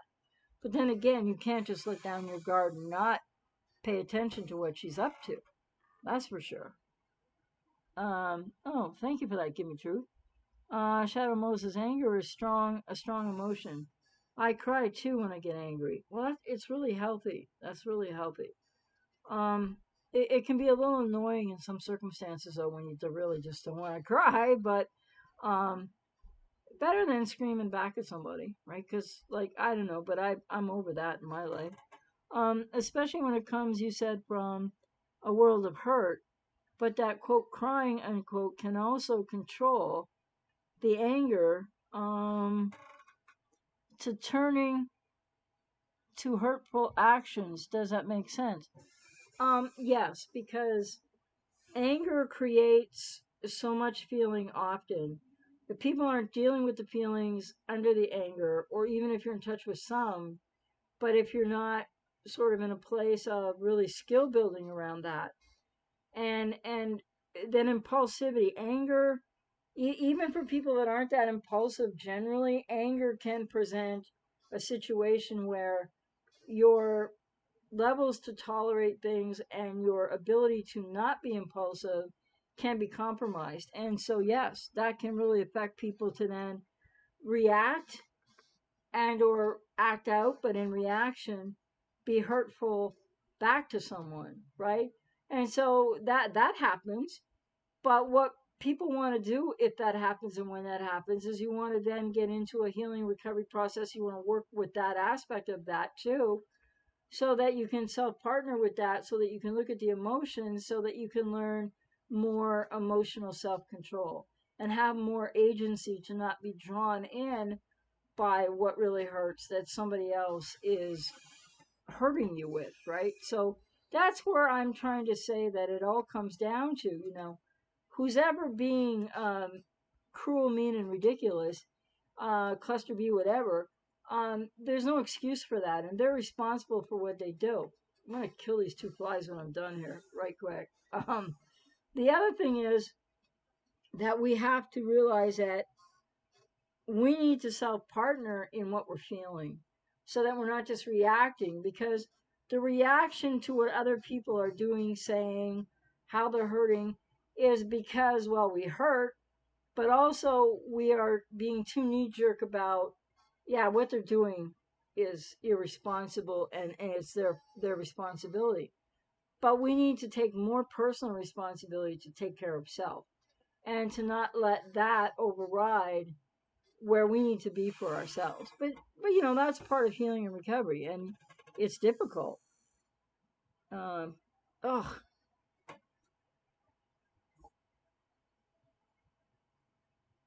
and Shadow Moses, especially if you're aware, how can aware you can hurt or own ability to hurt? Well, can I just say every human being owns the ability to hurt? Every animal owns the ability to hurt. So we have to be cognizant of that, right? And we have to learn. Again, it is self partnering, it is the inner child healing work, it is the family of origin healing work, and the self differentiation. When we know ourselves better and we partner with ourselves first, then we're going to be adhering to our own personal philosophy, values, and morals, etc. So when that person went off in my living room last night, and my partner was, she had a reaction and whatever, fine. And the other person was quiet, and I was quiet until it was time to say enough and get out. Um, and I didn't say that in an angry way, just a very assertive way. But the thing is, so our boundaries are so important because, what if I didn't have the boundary or the assertion skills to say to that person, that's enough, it's time to go? To which they said a whole bunch of stuff to me that was like, really blue language and beyond, and tried to insult, and yeah. And it's like, who knew this was in this person? Because now that we know it, we probably won't be talking to them again.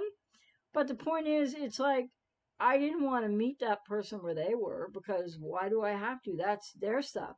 So it's really that, it goes firstly to the ego boundaries of knowing self versus other, and then other kinds of boundaries, and your moral philosophy and your ethics and your values. My ethics and my values, yeah, I mean, I saw that my partner was getting hurt and she was engaging in something that's her responsibility. So I wasn't going to rescue or fix or change the situation. Even if I could have, I couldn't have. But I didn't want to get myself in a position that she had more or less chosen, I guess, for what she felt she needed to talk to this person about. But then that person deteriorated it all to the point where it's like, I'm not going to engage that. It's like, just leave now, please. Like, hello? I mean, because we can really have that kind of boundary for ourselves where we don't have to get pulled into their emotion. We don't have to get pulled into their anger, their drama, their incredibly childish and very not mature adult behavior. If they're going to go low, I'm not saying we need to go high, but we need to just stay where we are and not let them drag us out of ourselves. It's what these people want, right? So I don't know what was up with that person last night, but hey, um, what should you do when someone is getting angry and mean in a social formal works or work? Sorry, social formal situation or work situation. Well, I think it can be harder in a work situation. I've had things come up in social situations where my partner and I are out seeing a few people, and maybe we're at somebody else's house, and somebody gets a little bit, over the top with something. I walk away. And, I mean, I can be assertive if I need to be, but in terms of not wanting to engage, I walk away, go talk to somebody else, or which is easier if they're not talking only to you, right? But it's important, this might sound silly, and I don't do it as often as I did years ago.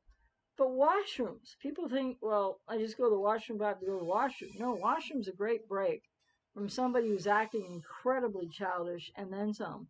So in a work situation, I would say it's a good, excuse yourself and yeah, maybe head to the washroom as a reason why nobody's going to impugn you for excusing yourself. But it's really important not to take on the other person's energy, no matter what the circumstance or situation is, because when you know yourself well enough and you self partnered with yourself and you have your boundaries intact, there's really no need for that. So, and I find if somebody's really bombastic, because sometimes I have some bombastic clients, maybe more so with BPD, but not all of them with BPD are bombastic. I just get really quiet and I just observe. And then the hope is, and sometimes for people with BP, it's a little harder, not all, but some. But if I'm in the environment, like I was observing what happened last night, and then when it got to a point where it was like, no, way over the top, or getting there, I like asserted myself. But the point is, I don't want anything to do with that person's presentation, that person's meltdown, and going to vile language and ridiculous behavior is that person's. doesn't have anything to do with me unless I let it have anything to do with me. So I think that's where we have to have our boundaries. Yeah, well, that's true, Johan. Not to engage in reactive anger or fear. Yeah, because you're you, and whatever they're doing, feeling, saying, acting like has nothing to do with you. And that's what people with codependency often have trouble, depending where you are in your journey, they have trouble differentiating that. Yeah, well, the washroom thing helped me a lot in years gone by. And if I was in a work situation where somebody was being, what I think we all know what we're alluding to, I would definitely go, um, interesting, excuse me, and go to the bathroom. And then if they're waiting for you when you come out of the bathroom, well, you have to take a circuitous route or sit down. But I find the best thing to do if somebody keeps on going and you can't get away from them is to just deep breathe, is to remember that that's them. They're representing themselves how they want to be. That's who they are. That's what they're about. Don't take it on. And if you can't say something strongly because it's your boss or something, then you need to just be quiet. Because even when they're all revved up, at some point, to your no reaction, they're gonna eventually bring it down some levels. So, or that's the hope anyway. But so, yeah, I think it's probably a good point at which to get going. I just wanted to say that I wanted to talk about self partnering here and continue to talk about codependency recovery and people who are otherwise too focused on cluster B or other people. And yeah, like I'm going to be doing on my other channel and on my website, agentmar.co. Going to be a lot more coming in video series, more in depth there over there, and or with workbooks and ebooks on lots of the moving pieces of recovery because it isn't always focusing on the cluster B, talking about the cluster B, or just talking about codependency, codependency, codependency. It's self partnering, but it's how do you become the change agent for yourself in your own life? What does that mean? What does that look like? What skills do you need to learn? What tools and strategies do you need to incorporate in your life? And taking care of self and identifying what's happened in the past with a cluster B in your adult life and or your childhood or a parent or where the seeds of codependency are sown. It's really important to go back and do that healing work as well. And I just wanted to emphasize again or remind people that I've been in people's shoes on the other side of cluster Bs. I mean, my whole childhood was like that. But I've had relationships where, yeah, I mean, and I've gotten hurt and I've had to, like that BP NPD alcoholic 2004, 2006 is the best example because, well, the quiet BPD who took her life is still hard to talk about in any in depth way. So I hope to talk about that more. But I think, and what I really know about the relationship in hindsight, that I wasn't really on board, but I was not in a codependent role with that person with quiet BPD. So I think that's why I didn't really catch what was going on. But with the narcissist alcoholic or borderline narcissist alcoholic, um, that's where I learned a lot of things, and it wasn't about self partnering yet, but it was really I had some reactivity in that relationship once in a while, and then I learned like, whoa, what's going on here? And I would do my own work, and that's what we have to do because we really need to let go of all that we have no control over. But then what people with codependency are often doing is not only externalizing locus of focus and control, but abandoning self that way. But then you don't feel like you know how to take care of yourself or how to control yourself or how to feel okay if somebody's mad at you or doesn't like you or so it's quite a deep journey, codependency recovery. And I think more people than not on YouTube say that. And so people offering quick fixes are basically not giving you the truisms of what you need to know more about or what many people might still need to know more about. So, but yeah, I have walked in people's shoes where a lot of people are now. And I know that cognitive dissonance, and I know that sense of this has to work out, being in that codependent rescuer role.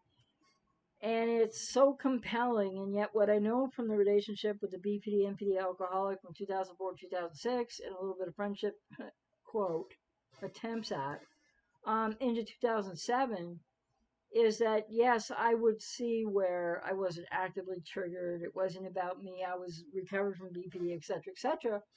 But as a person with codependency, it was really eye opening, painful as all get out of here, but eye opening to take that recovery journey for 18 months after that, which I was able to do on my own simply because, well, no person shouldn't be their own therapist, but pretty much I was thrust into a situation for a lot of details I won't go into right now where I couldn't access because she was a social worker and people didn't know who to believe at first. And she did a heck of a smear campaign to the point where she went in and altered some of my mental health records with BS. Okay. So, which is something I have redressed and, it's out of there now. But the point is, so she did the smear campaign thing and she tried to go to her quote colleagues at the time before she would get fired for where she went because it was a 3 year legal process to hold her accountable for what she'd actually done. And she was working in a really sensitive area that she had no business being in. People considered her a traumatologist specialist. Like, give me a break. She was walking freaking, adverse childhood experiences and then some. But I remember calling the executive. Well, no, I think I sent an email to the executive director of the last place she worked that I know of, and said, hey, you have this kind of a person in your midst, and blah blah blah. Not because I wanted to in any way get back at her or anything, but because she was still hurting people in the public, right? And the executive director wrote back and said, well, I can't just go on your say so. And I'm like, I appreciate that, but keep an eye on the situation. And when the case is settled and I get the PDF of the result, which I would get back in about 2007 or 8, I think it was somewhere in 2007, I emailed it to her. And then, of course, forthwith, the ex was fired again. But that wasn't me seeking revenge or anything. That was me trying to stop a really dangerous, quote, social worker, I don't want to say clinician, from doing to others what she did to me and what she'd done to others prior to me. Because I also found out about that too. So they're not one trick ponies. They repeat things ad infinitum. So just know, when I'm talking to you out here in some of my videos, might hit you the wrong way. I've been in your shoes and I know what that's like too. So anyway, I hope this was helpful and um drone spot. After breaking up from 4 years relationship with my BPDX, I had to deal with 1.5 years of Hoover and mixed messages. I can't understand the purpose of Hoovering. Well, and you know what? Understanding the purpose, I have several videos on that. If you haven't seen them yet, they might be helpful. But understanding the concept or the reasons why they Hoover, they don't all Hoover, is less important than going no contact, taking care of yourself so they can't Hoover, if I may say so. Um, Johan, one difficult part of codependency is the identity that a NPD parent did that hurt you, um, but that you adjusted by taking on a narrative that you never questioned. Well, yes, and as children especially, I thought the fly was going to walk across the camera. Not that it matters, but as children especially, there's nothing we can do about that, right? So it's going to be a fawning, codependent response for survival at that point because there just isn't anything else that we can do with that until we get older. And Lottie asked, why did somebody so negative? Well, they were a whole lot more than just negative. But why did they go into social work? Well, there's a huge question that brings up another topic altogether, which is how many professionals out there um, how many professionals out there shouldn't be doing what they're doing, which is a lot. Certainly not all, right? And I'm not thinking of anybody in my head, whether they're YouTubers or whether they're just out in the world, but there are a lot. And there's a lot of people that go into psychology or social work or any area of mental health and study for that because they're really looking to rescue themselves. And then what I'm going to kill this thing. Uh, what does a person with BPD who isn't treated or doesn't heal? What are they doing working with clients? Because it's going to become, as it did with her, it became way more than a counter transference nightmare. Like her doing counter transference, transferring all over me and everything. Um, so yeah, it's like um, a lot of people with BPD go into it because they are trying to heal themselves. It doesn't work that way. A lot of people with narcissistic personality and beyond um, have their own reasons, I suppose, and I don't think they're very healthy. So this is what people have to watch out for, because when you're working with somebody, the focus has to be on the client, and you have to meet the client where the client is. And I really believe in the Rogerian way, Carl Rogers, of client-centered therapy, an egalitarian approach, vertical relating, not vertical, horizontal relating, not vertical relating, because a lot of people in the mental health profession with BPD untreated, or especially the narcissist, they're going to be those big time vertical relators. Like, I'm up here and I have this degree and I have this education, and you're like a peon down there, and you're just lucky I'm talking to you, which is something I don't ever think or would never do, or that's not where I'm coming from. But there are people out there in the mental health profession, that's where they're coming from. And then for narcissists, really, their clients become their narcissistic supply. Sadly enough, that's probably what happened to me, without doubt, and then some. So, and I take responsibility, but in retrospect, I still have to say that I didn't catch on when I was being groomed in her office. I knew something was wrong, but you know, well, I was still having the codependency issues, and she was pushing and testing all the boundaries. And then she found out what she needed to know, which was I wasn't bounded enough not to fall into her grooming, her manipulation, and that essential trap. But I take ownership of how, I mean, I ended up there, and then I had to do something about it, and I had to recognize what was going on, and then I had to figure out how to cope with it, how to deal with it, how to get away from her, and how to heal. And that's the best we can do after those things happen. Um, Yes, the mental health profession is riddled with cluster B, but guess what? So is every other. I mean, it's terrible. You gotta be careful. But so is every other profession, and so is every walk of life, and so is every community, because the numbers are rising.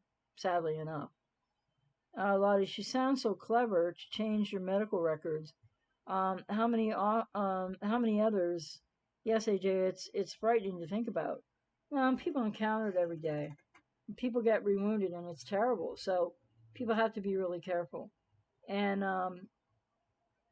you know, I was only there to talk about Asperger's. I didn't need quote therapy unquote, but I wasn't getting any therapy. I was getting all this narcissistic grooming manipulation that you go into somebody's office and, well, might not catch up to it all fast enough. I certainly didn't.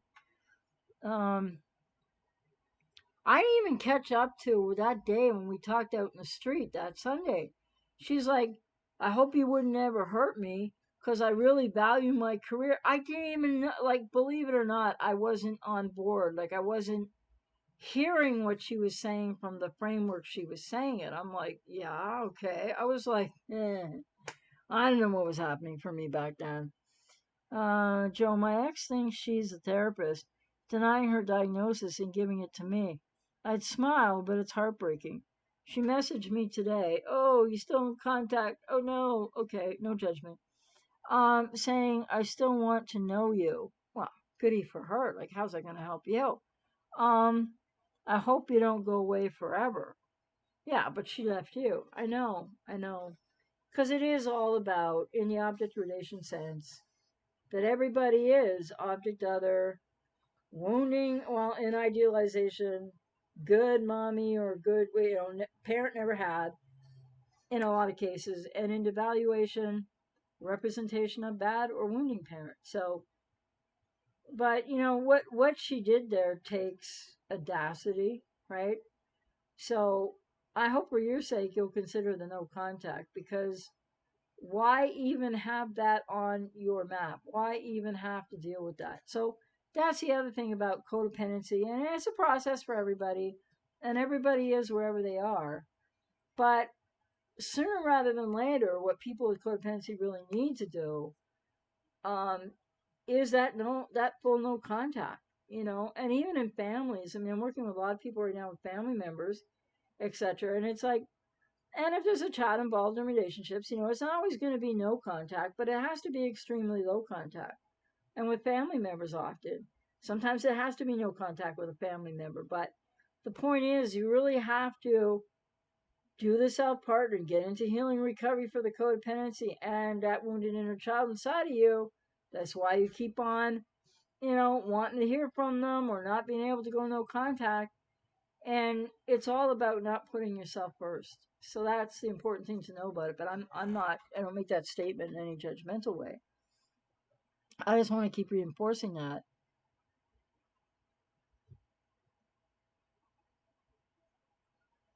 Miohan, yes, projections from the secondary psychopath. We are there, little wicker men, sacrificial lamb. Well, it's interesting how this terminology is just becoming common parlance today, that people with BPD are secondary psychopaths, because that still hasn't been proven, number one. And I don't think it's very accurate, number two, because they can't prove it. And I think that there are some people, some women especially, get the label of BPD when really they should be diagnosed as straight up psychopathic. Because I do have clients, and I've worked with clients over the years where men, especially with these women, that they are far beyond BPD. But most women with BPD, most men with BPD, are not psychopaths. So this idea of this subtype, it's like there's something there, but I think it's diagnostically inaccurate. It is not okay. Ideology at best, theory at worst, unproven. And of course, a lot of YouTubers run with all this stuff, like Mr. Compendium of the DSM scientific method of whatever he's talking about. I can't handle that guy. It's just me. Point being, um, then people are walking around with these ideas, and whether or not you're right or not, whether you can even know if you're right or not, it's still too much focus on the other person. That's what I would advocate. Racer X Gaming, hey there, hi Jay. I was wondering, in a romantic relationship, would a person with BPD reject someone because they didn't want to hurt them, and maybe letting them down, and bring them down, that they would deserve better? Yeah, there are a lot of people out there with BPD who are starting to come to some realization of things, and they're going to withdraw from relationships, and they might still try again. But lots of people have withdrawn. People with BPD are very different, right? You're always hearing the same information and the sensationalized clickbait information out there from a lot of people, not all, but a lot on YouTube, and they're not all the same. So some will say that and actually mean that and be aware of that. And some might be playing the martyr when they do that, or not self aware, or their awareness could be fleeting. But the point is, this is like, I have a video out there, when the borderline or the narcissist tells you who they are, believe them, or it's time to go, or whatever the title is, because you're still learning something that you really need to know, and it is a big red stop sign. Whether they actually mean it, um, because it's still not like they're doing you the kindest favor, right? It still leaves you in a lurch, and if they know it now, they likely knew it when they started the relationship, depending if it was a short-term relationship or not. Um, well, I don't know that it can be said that people with BP actually have the a cognitive ability, due to the always emotional overload, to actually set you up in a conscious way. Sometimes, some people, not often, not usually. but it is a chaotic, dramatic. It feels like that. So that's probably what's more important than what they're actually their motivation is or isn't. Um,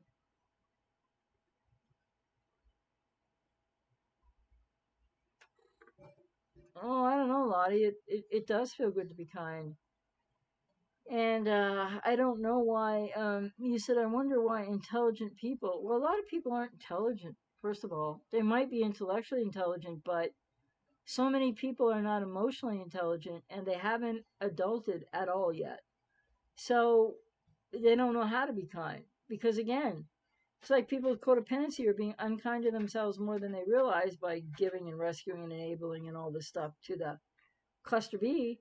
And even if it is a parent still, or there's something going on in family of origin besides quote adult unquote relationships, um, people mistake their kindness for the self-sacrifice that it is, for the pattern of dysfunction, a dysfunctional relationship to and with self that it is in codependency. So people with codependency in the healing and recovery journey need to learn more about emotional intelligence as well. You're not starting at ground zero like maybe somebody with BPD, but um, emotional intelligence, skill building, and learning those tools, emotional literacy, dealing with the inner critic, injunctions, understanding what happened in your family of origin, all moving pieces of healing and recovery for people with codependency. Um, well, somebody with BPD comes back and hoovers you after a week, 2 days, a week, 2 months, a half a year, 2 years. They're not going to be changed. So people need to ask themselves, why am I in such a place emotionally or wherever I'm at that I'm going to believe this? Because it's not true. And they might really mean it and think that they have, but they can't because therapy is such a long term proposition. So, anyway, it's been a pleasure. I got to get going. I hope this was helpful. And everybody take care. Stay on your journey. You watch all the YouTube channels in the world that you love to watch. But please keep remembering, it's going to be in your best interest to not be watching too much here and there, depending where you're at in your journey. Because the more you know about BPD or NPD, whether you're getting misinformation or not, that like people with BPD are subtype ASPD or also psychopathic, that's often more wrong than it could ever be correct or proven.